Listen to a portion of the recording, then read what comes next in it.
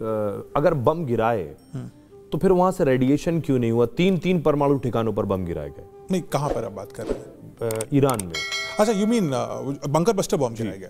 सो उसका तो कारण ये है कि उसके 2-3 कारण हो सकते हैं। पहला तो उन्होंने इनरिच्ड यूरेनियम ही हटा दिया। अगर वो हटा दिया तो स्पिल क्या होगा? दूसरी बात, यूरेनियम जो प्रोसेस हो रहा है वो रेडियो एक्टिव नहीं है अभी। जब तक वो बॉम्ब नहीं बन जाएगा तब तक वो एक्सप्लोड नहीं करेगा। जब तक वो एक्सप्लोड नहीं करेगा तो मैसिव रेडिएशन नहीं आएगी, बहुत माइनर रेडिएशन आएगी। और अगर पहाड़ी के अंदर आएगी, रॉक्स के अंदर, और ये हेवी रॉक्स हैं, तो ये रेडिएशन हेवी रॉक्स अब्जॉर्ब कर लेंगी। तो थोड़ा मुश्किल है रेडिएशन सिग्नेचर को देख पाना। अगर वो एक्सप्लोड हो जाता, अगर वो यूरेनियम इतना एनरिच्ड होता कि वो एक्सप्लोड ही हो जाता, तब तो पहाड़ी उड़ जाती, आपको समझ में ही आ जाता, फिर तो रेडिएशन का छोड़िए विजुअली आ जाता।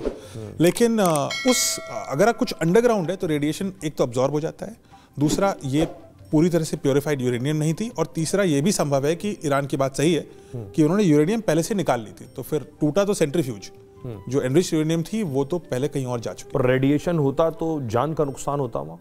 जान कितनी दिन में पता चलता है कि रेडिएशन हो गया?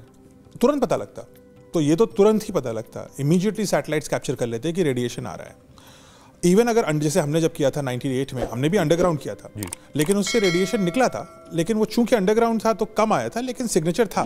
सो वी डिड गेट रेडिएशन। हमने जानबूझ के इसको अंडरग्राउंड किया था ताकि आसपास के लोगों को नुकसान ना हो।